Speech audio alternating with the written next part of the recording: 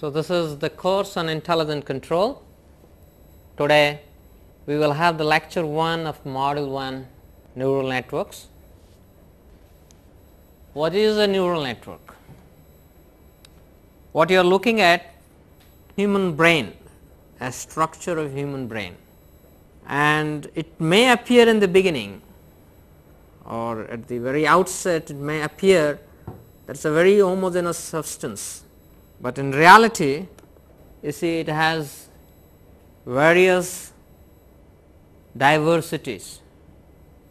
Each section of brain, they function differently, they have different functionality,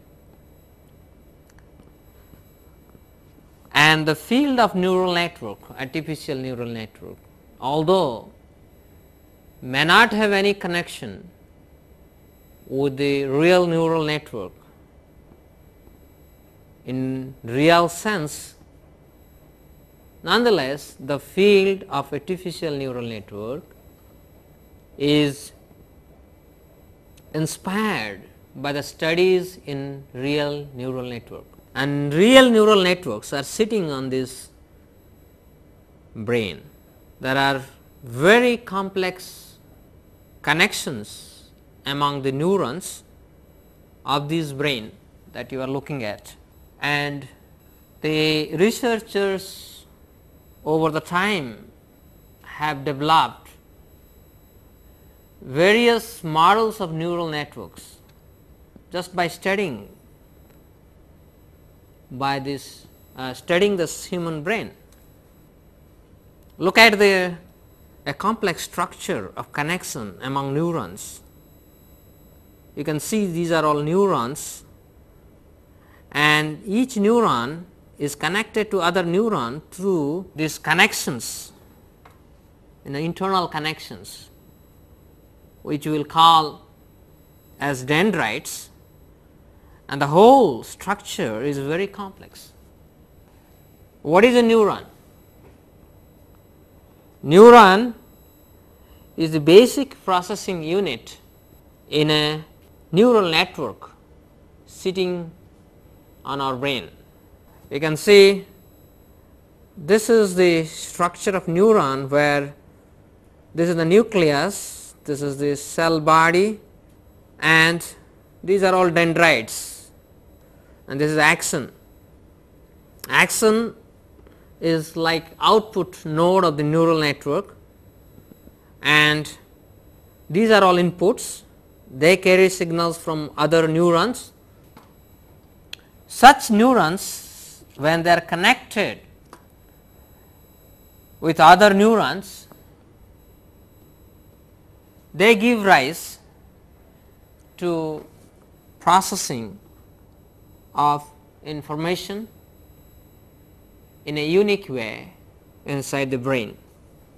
When one neuron is connected with another neuron, they are connected through synaptic junctions. Again, the dynamics of this synaptic junction is complex. You can see there is signal input from the action of a neuron, and through synaptic junction an output is actuated, which is carried over through dendrites to another neuron. So, here these are the neurotransmitter. It has been observed that as we learn from our experience, these synaptic junction, they are either reinforced or in the sense they behave in such a way that the output of synaptic junction may excite a neuron or inhibit the neuron. So, this reinforcement of synaptic weight is a concept that has been taken to artificial neural model. The brain that we showed, this brain consists of 10 billion nerve cells or neurons. Each neuron is connected to other neurons through about 10,000 synapses. So, that is, it may not be an exact figure, but an estimation. While saying so, let us look at some of the properties of the brain or neural networks inside the brain. The properties tend to degrade gracefully under partial demise. For example, a part of the brain, as we saw before, if this part of the brain becomes dysfunctional, then another part of the brain takes over the function of this. That is, the damage of this part of the brain will not completely destroy the total functionality of the brain. Brain will continue to function, and while functioning, the healthy part of the brain tries to take over the functionality of the damaged part. This is a very important property of real neural network or real brain. Second one, it can learn from experience. This is one of the very key property of the brain, that through synaptic junction reinforcement, the brain learns. As I said, healthy portions of brain can learn to take over the functions previously carried out by the damaged part. The another property is it performs massively parallel computation extremely efficiently. For example, complex visual perception occurs within less than 100 milliseconds. Imagine a artificial machine or a computer trying to remember or trying to recollect an image or trying to recognize an image. Takes a long time, whereas brain does that job within an order of 100 milliseconds. This is something unique to brain, that how parallelly massive computational activities are being carried on. So, as I said you earlier, this massive parallel computation is because of this complex connection, parallel connection among neurons.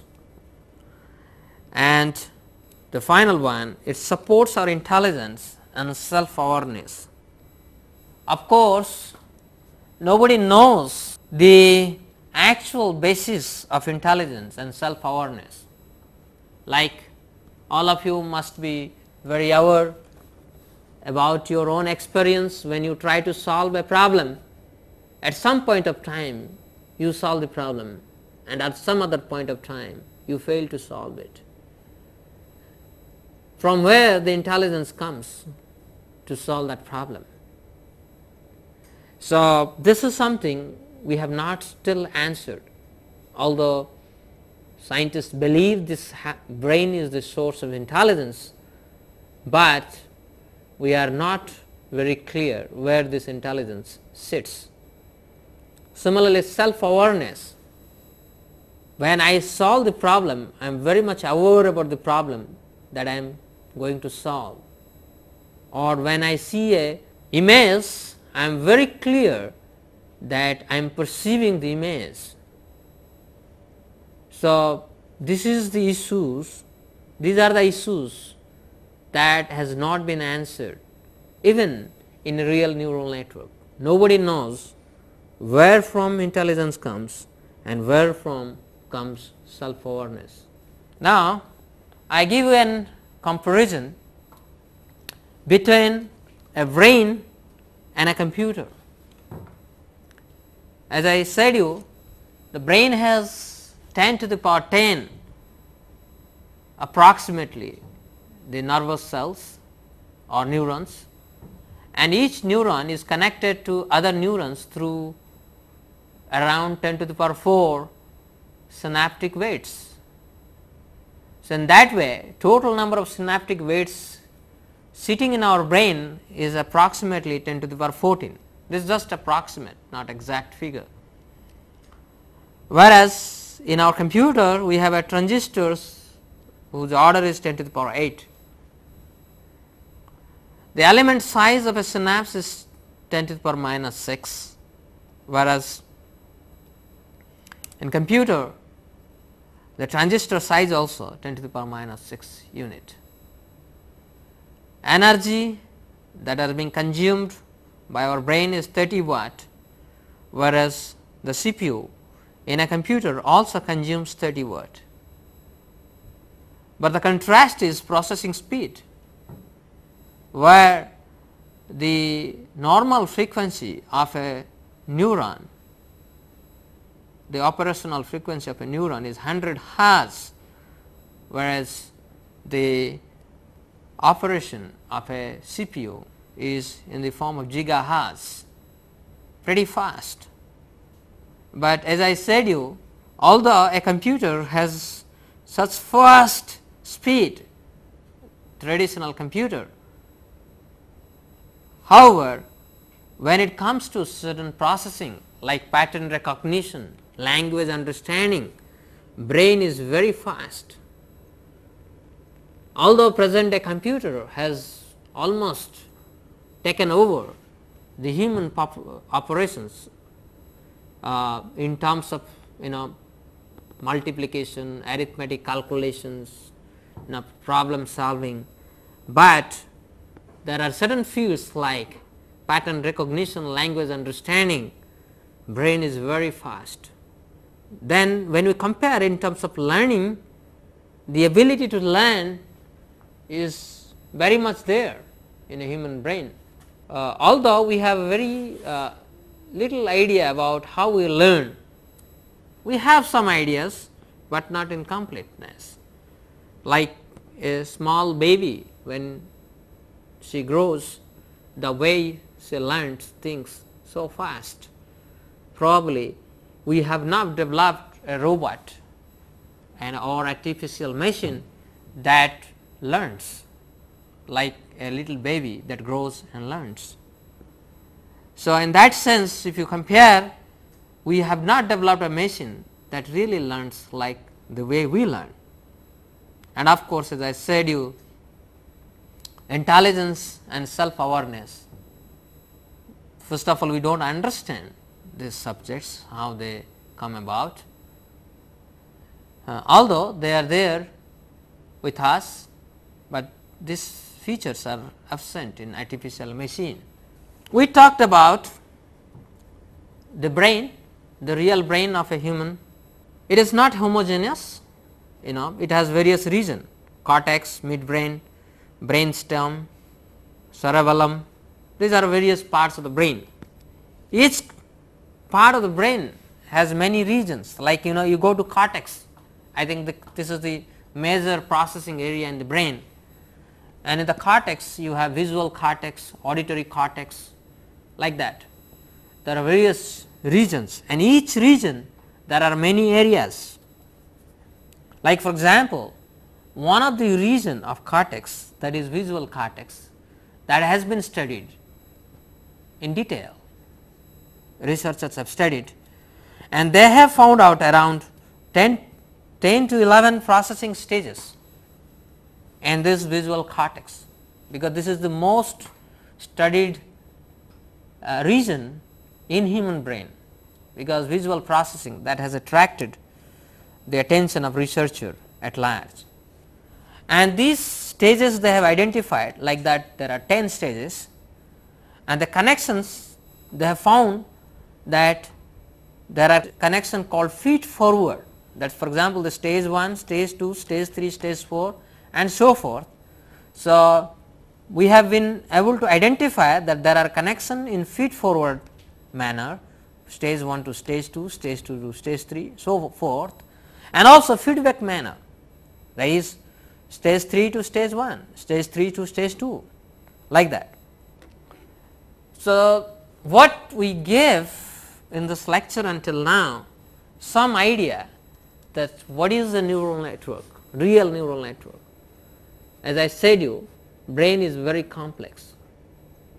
We have very little idea about the brain, although as I said, we have understood some of the properties of the brain through studies during the last century. So, based on these studies, researchers have tried to develop an artificial neural system, and the objective is to create artificial machine. And these artificial neural networks are motivated by certain features that are observed in human brain. As we said earlier, parallel distributed information processing. The brain consists of 10 to the power 10 approximately nerve cells, and they are connected among each other in a very complex manner, and each neuron is a processing unit. Each processing unit is connected to other processing units. Simultaneously, one unit is connected to another 10 to the power 4 units approximately. So, that gives the connection structure of the real neural network, a structure called parallel and distributed structure. So, information processing is being carried out inside the brain in parallel, also in a distributed fashion. It is not centralized like CPU that you see in a real neural network, artificial computer. In artificial computer, your computation takes place centrally in central processing unit, which is different in its architecture in comparison to the brain neural network. High degree of connectivity among the basic units. Connections are modifiable based on experience. Learning is a constant process and usually unsupervised. Learning is based only on local information. Performance degrades gracefully if some units are removed. So, these are some of the properties that we have seen in real neural network. Now, can we bring these properties while developing artificial neural network models? So, that is a field.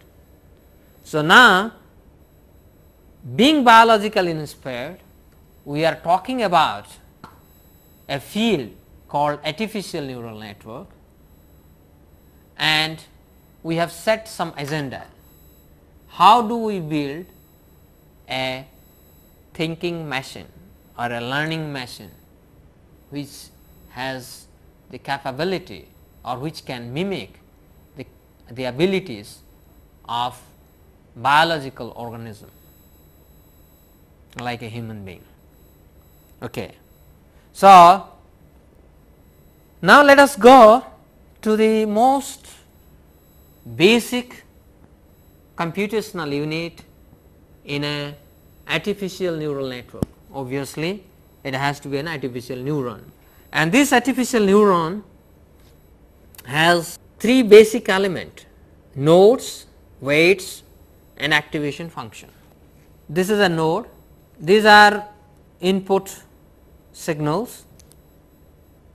Between input node and output node, there are synaptic weights W1, W2, W3, W4, W5, W6.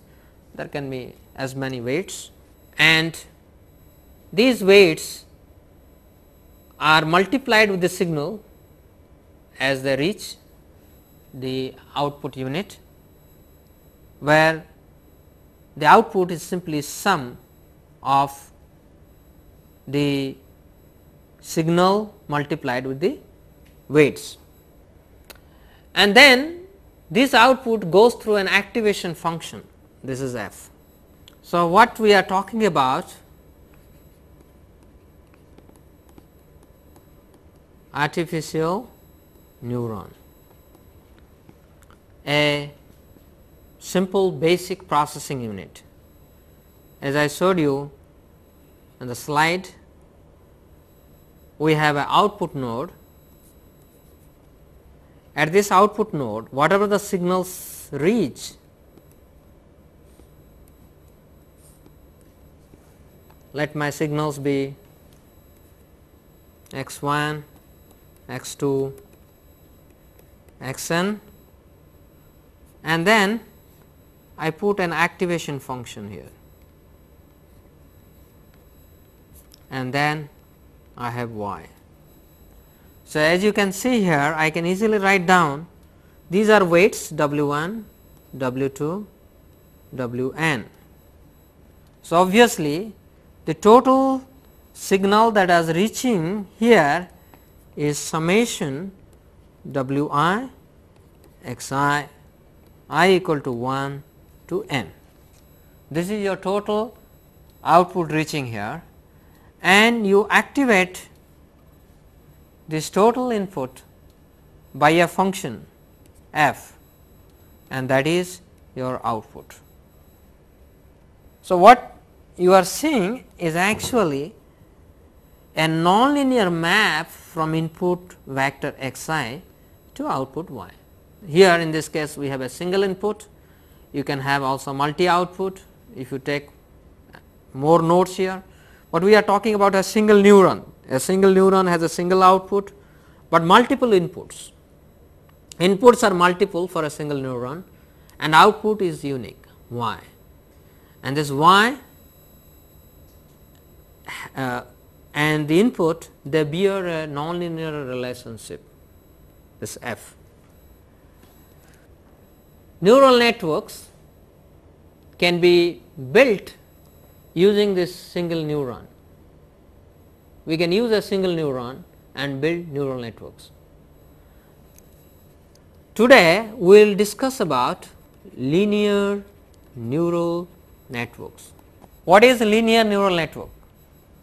That is, when I have a neuron whose output is simply Wi xi I equal to 1 to n.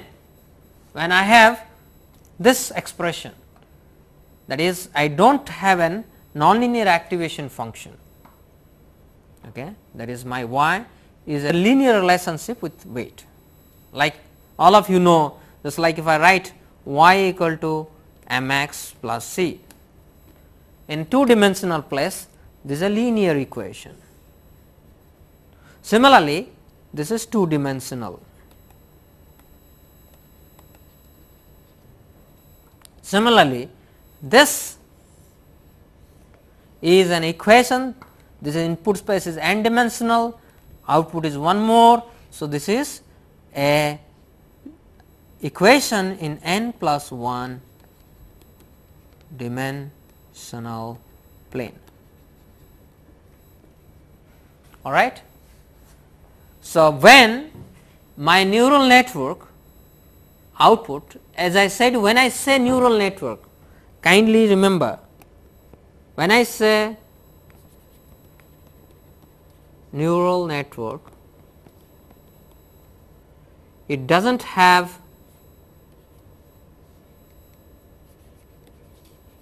connection with a real neural network.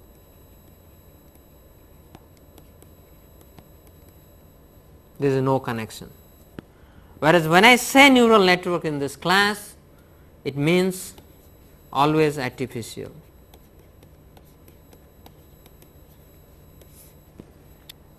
Only connection between this artificial neural network and real neural network is these artificial neural networks are biologically inspired.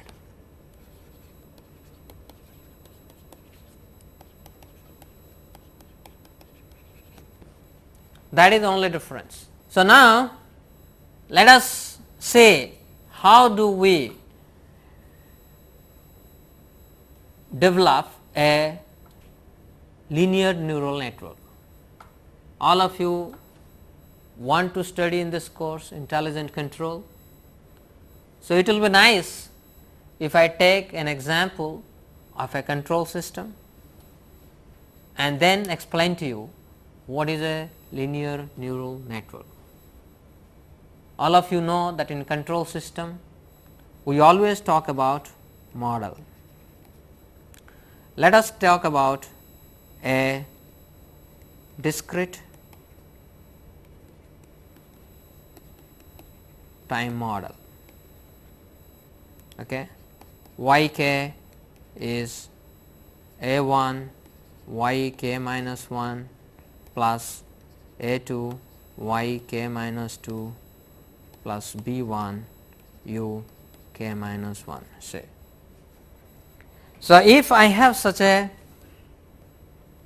dynamical model and I want to feed this dynamical model to a system about which I have some a priori knowledge that the system is second order.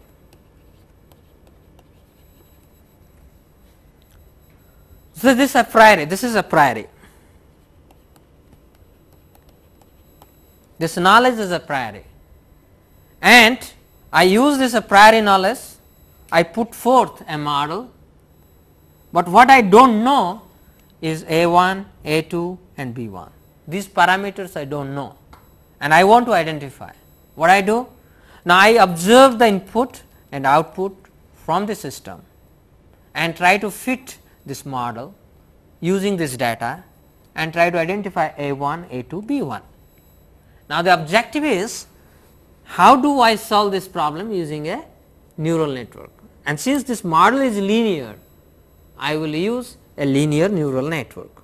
So, what I will do in my neural network, obviously I will have a single neuron, because this is the only single output, I do not need more number of neurons here, only single neuron, and I have 3 input. As I said you before, the inputs are yk minus 1, yk minus 2, uk minus 1. These are the input. So, I put it here uk minus 1, yk minus 1 and yk minus 2. These are 3 inputs, and I connect these 3 input through 3 weights W1, W2 and W3, and I add them. So, obviously my y is W1 uk minus 1 plus W2 yk minus 1 plus W3 yk minus 2, and whereas my actual system is supposed to behave as a1 yk minus 1 plus a2 yk minus 2 plus b1 uk minus 1. A1, A2, B1, they represent system parameters. I would like to know what are these parameters A1, A2, B1. So, what I do? I keep this model, and this model is sitting in my computer, and to the computer I feed this data uk minus 1, yk minus 1, yk minus 2 at every instant to the model that is sitting in my computer. And what is the actual output of the system? Y, given yk minus 1, yk minus 2, uk minus 1. So, I give this data to this model, and I have to develop a methodology to update my weights W1, W2, W3 in such a manner that finally my W1 becomes B1, W2 becomes A1, W3 becomes A2. So, the objective is find a learning rule, which you can say also as weight update rule. such that W 1 converges to B 1, W 2 converges to A 1 and W 3 converges to A 2. These are actual system parameter and these are your neural network weights. I hope the problem is very clear to all of you, that I want to now identify these weights W 1, W 2, W 3. So, how do I do it? So, this is called a propeller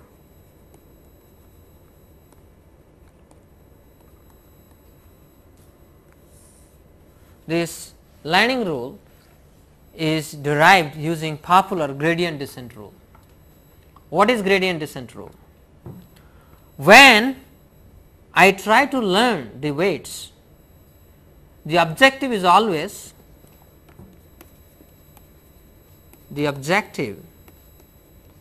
to minimize a cost function. That is the objective. I want to minimize a cost function. If I can minimize this, so now your y is W I x I, and in this case I equal to 1 to 3 for this example, but generally this I equal to 1 to n, you have n weights.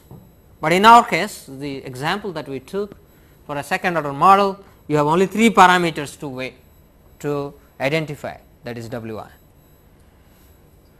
So, what you are given? Now, you are given a training set. You are given a training set. What is a training set? Now, I have y k minus 1, y k minus 2, u k minus 1 and y k. So, this is my input and this is my output y k. So, I do some experiments on my system. I give various input here, k equal to, you can see here I can define k equal to say 2, k equal to 3, k equal to 4 and so on. So, what I am doing? I generate some random input or some input I generate here, and correspondingly I have some initial values of y k minus 1, some initial values of y k minus 2. So, when I put that values, my system gives, when I give u k minus 1, my system gives y k, and I go on giving to the system various input and I get what are the various output here, and I know also what are the previous output y k minus 1, y k. Once I know what is y k, that my system is actuating or the system output is, I know also what is y k minus 1, y k minus 2. So, this data I am getting from my system, this is called system data, and this data, this system data also can be obtained from simulation if you can assign a model to the system. This also you can do. So, that is, in computer what I will do, I am given y k equal to a 1 y k minus 1 a 2 y k minus 2 plus b 1 u k minus 1. I will generate some random input here u k minus 1, say 0 to 1, and I give this input to this system. I have some values a 1, a 2 and b 1, because I have some idea about the system. I know the system. So, a 1, a 2, b 1. So, I generate data by just simulating this system. I just put the value k equal to 2, 3, 4, 5 to n, and then compute what are y 2, y 3, y 4. So, this point is very clear to you, that first part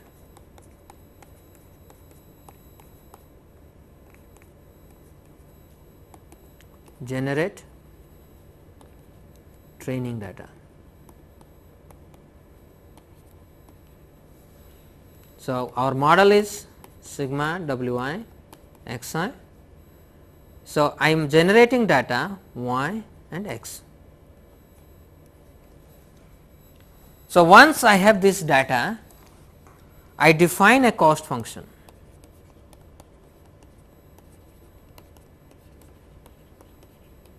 What is this cost function?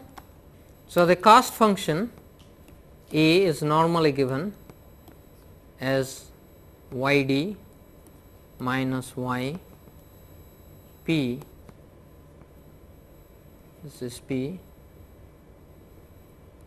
whole square sigma I equal to 1, sorry, p equal to 1 to n.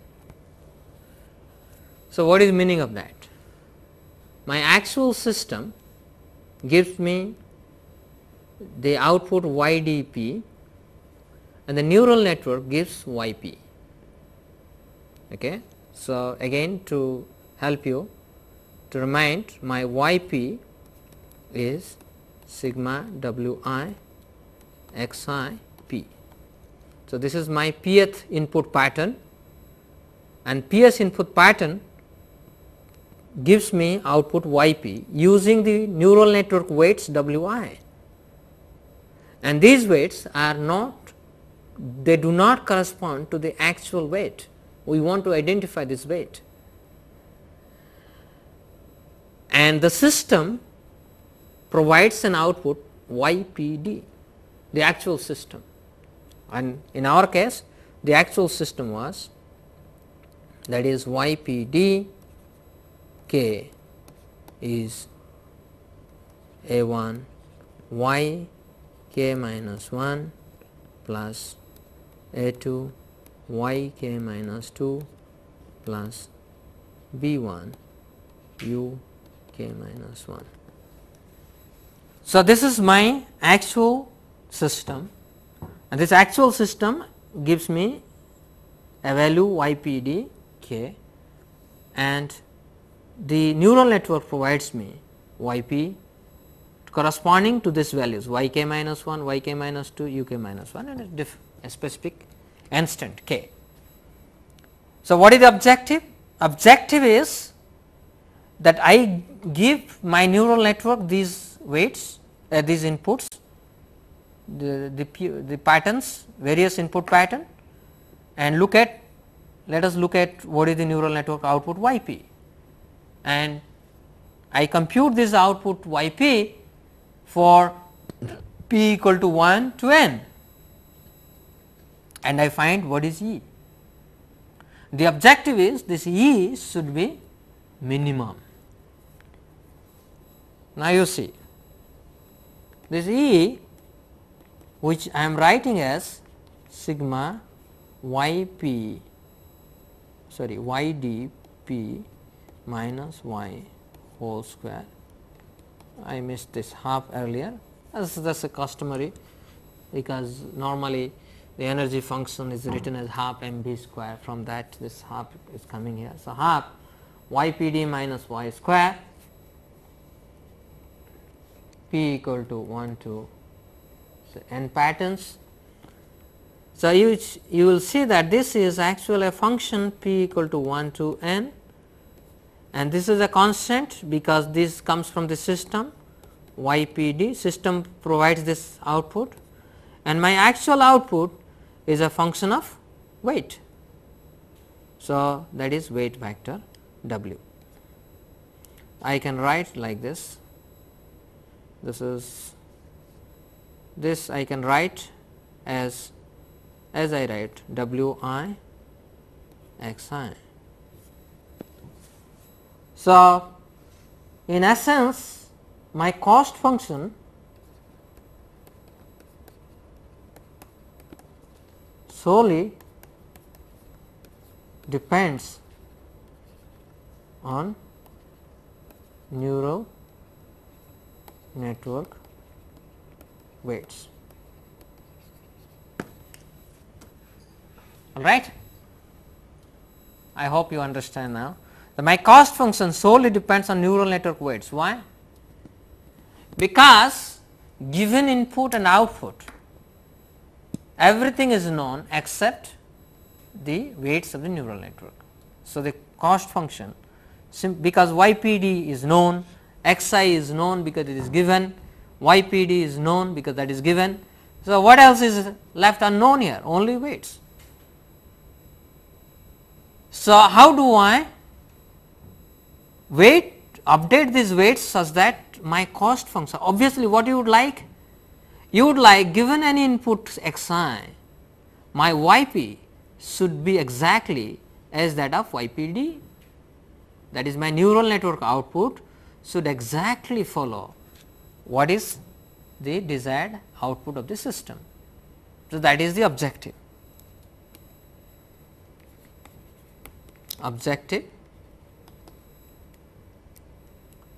Neural network output. So, the objective is that I have neural network output Yp from p equal to 1 to n. This is neural network output, and my system output is Ydp p equal to 1 to n.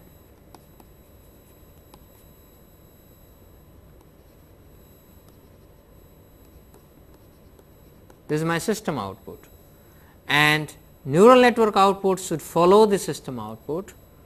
This implies my E as I defined earlier, y dp minus yp whole square half sigma p equal to 1 to n. So, this function should be minimized.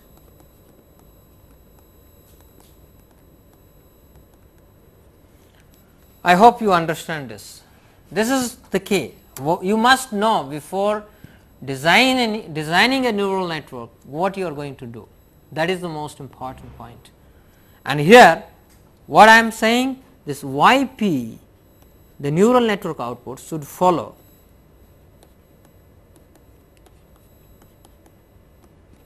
the system output Ypd. So, when you understand this, my cost function that I have defined, that must be minimized. So, why do we do? How do we do it? So, question is, how do we minimize E? So, this we follow gradient descent rule. What is gradient descent rule? Gradient descent rule, I plot E with respect to W. I already told you that E is solely a function of weight. This cost function is solely a function of weight, and I want to see how this E varies with W. And what we are considering now, only a linear neural network. Remember, we are only considering a linear neural network, and for linear neural network, the normal kind of curve that you will find for any kind of linear system, E versus W, this we will also discuss later in detail, but now you just understand. Normally you can also try, taking some linear function and define E and W, do a computer simulation and plot E versus W, you will find a kind of concave function having one global minimum. Hope this is clear to you. All right. So, this is a normal curve that I get when I plot E versus W.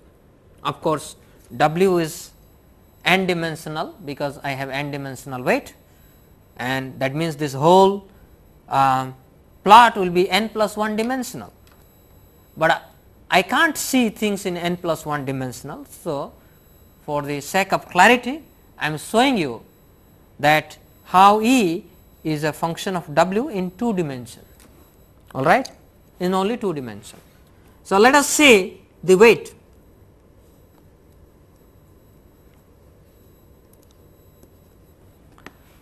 What I am doing here, at this point I am drawing a slope, and at this point I am drawing a slope, and you can see that if I draw a slope here, this is a positive slope and this is a negative slope, a positive slope and a negative slope. All right. The objective is, how do I update my weight so that my weight, I can find this weight. This is the global minimum, and this global minimum, this weight I have to find out. How do I find? So, imagine that you have a neural network, you start from blind, you are completely blind, what are the weights? So, you may be anywhere here or you may be anywhere here, either in the left, to the right or left of the actual minimum weight that you are looking for. The objective is that what is the method by which you can come from any position you are situated in the beginning to the actual position, the minimum weight. The gradient descent rule says, if I update my weight nu equal to W old eta in this manner, if I do it, then I can easily come to this particular point. How do I do it? You just look at this learning rule. What is this learning rule? Now, I am now situated here. According to this learning rule, del E by del W is a positive quantity here. Because of positive quantity, whatever my old W, new W will be less, because you will subtract. If I am here, my old W is here, I have a negative slope. So, because of that, this weight update algorithm will add something positive to the old quantity because of negative slope. So, this is negative, there is a negative sign, this becomes positive. So, what is happening, whether you are here, if you are here, you are moving in this direction, if you are here, you are moving in this direction. So, using this algorithm, you always tend to come to a point or towards the direction where my optimal weights are there, all right. So, now the simple formula is, how do I derive my algorithm? This is my algorithm now. I gave you the principle, now I will derive. Given E is half YDP YP whole square P equal to 1 to n. So, obviously, what I will do, del E by del W. So, obviously, my I will put it here I, because this is a vector. So, del E by del Y I W I is half, okay, I write like this. So, this is my del YP over del WI, and this has to be some, isn't it? I have a, for a specific pattern P, I have a term, and I differentiate that term with respect to Wi. that is del E by del y p by del w I, because y p d is a constant term and I have such n terms. So, naturally I will try to compute this term p equal to 1, 2, I can write this one as w del E 1 by, sorry, this is simply E 1. So, this term I can say simply E I or E p, p equal to 1 to n. This is my term, E equal to my error square for n patterns, and when I differentiate the total E with respect to w I get a term like this. Hope you are clear. And if I do that, I find out del y p by del w I is simply x I.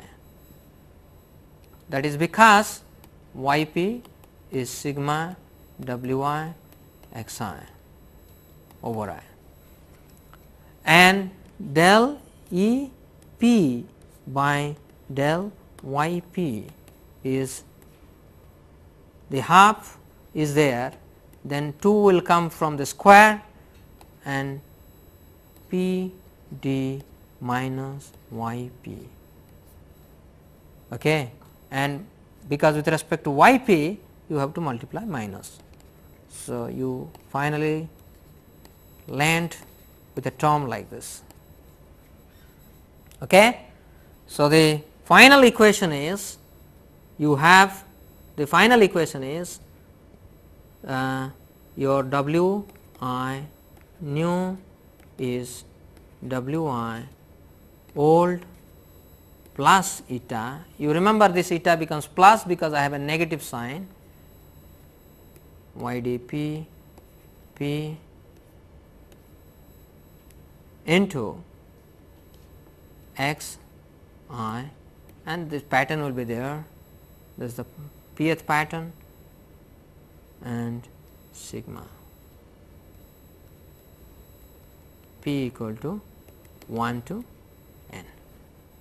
So, this is my total the learning algorithm that I talked about. So, let me summarize what we discussed today. So, we had a cost function of this form. This is for individual cost corresponding to each pattern. This is the total cost for n patterns, and we use the gradient descent rule. I explained to you how using this gradient descent rule, wherever you may be in your weight space, you will always go to the global minimum, and we derived the learning rule, that is for batch update y I new equal to y I old eta delta, delta is y d p minus y p, that is delta, and this is input x I p. So, this is my general form, and there is actually there is again here is a mistake, there is a sigma, and when I make it instantaneous update, that means I simply use this del E p by del w I, then I have this simple rule, that is my instantaneous update. So, what is the difference between instantaneous update and batch update? The instantaneous update is often much faster, especially when the training set is redundant, contains many similar data point. Instantaneous update can be used when there is no fixed training data, new data keeps coming. Also, instantaneous update is better at tracking non-stationary environment. Instantaneous update introduces noise in update process, and this noise in the gradient can help to escape from local minima. So, now let us see how to select this eta. If you take small eta, you can see this in this surface, you slowly go towards the global minimum. This is called slow convergence. In the contrary, if you take a very high value of eta, you diverge. So, eta has to be fixed heuristically in such a way your conversion speed is optimal as well as you go towards the global minimum. That is the objective. Now, we will end this section or this lecture by taking an example. We will take a first order system yk equal to 0.8 yk minus 1, 0.2 uk minus 1. This is my actual system. I generate data using this system. You can do a simulation experiment to generate this data from here. Then I have this neural network where W1, W2 are unknown. In the beginning, I take these initial weights to be random, very small values between 0 and 0.1, and then if you use the gradient descent rule, you finally reach W1 equal to 0.8, W2 equal to 0.2, and you can see that W1 0.8 matches here 0.8, W2 0.2 matches here 0.2. So, that is you have exactly identified the system. Now, obviously, your actual system and neural network, the response is same, obvious. Now, let us see if we plot the E versus W, you will see you have a concave like a function here and the minimum is exactly at 0.8 W. Okay. When I plot the E versus weight, which is the coefficient of yk minus 1. So, what we did in this class today, we explained how the artificial neural network models are being developed, being inspired biologically, and today we discussed linear neural network. We discussed linear neural network in the context of system identification, because this is a course on intelligent control, and I hope you are familiar with the system identification problem. So, I give you two assignment in this lecture. Problem 1, consider two one-dimensional classes that have a common variance equal to 1. Their mean values are as follows: mu 1 equal to minus 10, mu 2 equal to plus 10. Obviously, the two classes are linearly separable. Design a classifier that separates these two classes. This is the first problem.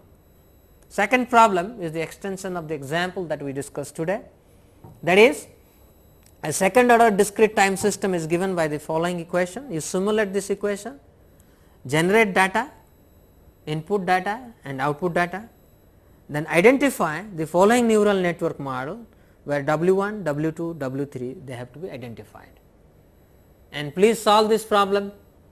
Till then, goodbye.